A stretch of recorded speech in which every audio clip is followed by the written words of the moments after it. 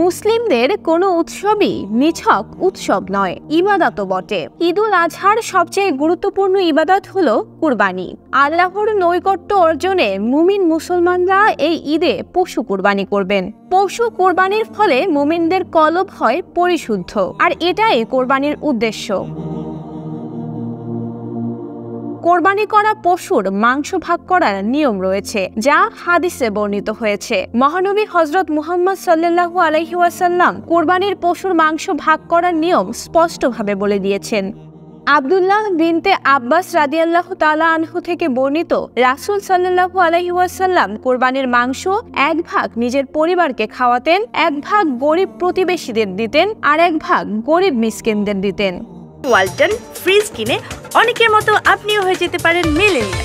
সেরা পণ্যের সেরা অফার। কোরবানির মাংস সম্পর্কে মহান আল্লাহ তাআলা কোরআনুল কারিমে বলেন, তোমরা উহা হতে আহার করো এবং দুস্থ অভাবগ্রস্তদেরও আহার করাও। রাসূল সাল্লাল্লাহু আলাইহি ওয়াসাল্লাম কোরবানি সম্পর্কে বলেছেন, তোমরা নিজেরাও খাও এবং অন্যদেরও আহার করাও আর সংরক্ষণ করো। কোরআনের অন্য জায়গায় বর্ণিত হয়েছে, সারিবদ্ধভাবে কোরবানির যন্ত্র বাঁধা অবস্থায় তাদের জবাই করার সময় আল্লাহর নাম স্মরণ করো। অতঃপর যখন তারা কাত হয়ে পড়ে যায়, তখন তোমরা তা থেকে আহার করো এবং আহার করাও। কোরবানির পশুর সব গোস্তকে সমান 3 ভাগে ভাগ করতে হবে। পরিমাপের ক্ষেত্রে দাড়িপাল্লাও ব্যবহার করা যেতে পারে।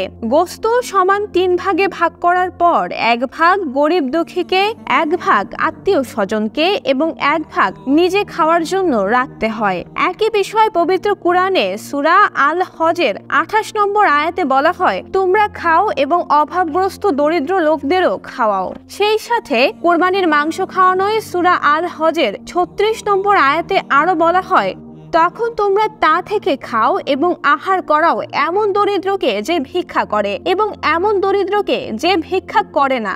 এভাবে আমরা সেগুলোকে তোমাদের বশীভূত করে দিয়েছি, যাতে তোমরা কৃতজ্ঞতা প্রকাশ করো। সেই সাথে সবচেয়ে ভালো পশুর প্রতিটা অংশের মাংস, কলিজা ইত্যাদি একসঙ্গে মিলিয়ে ফেলা, তারপর তা সমান 3 ভাগে ভাগ করা।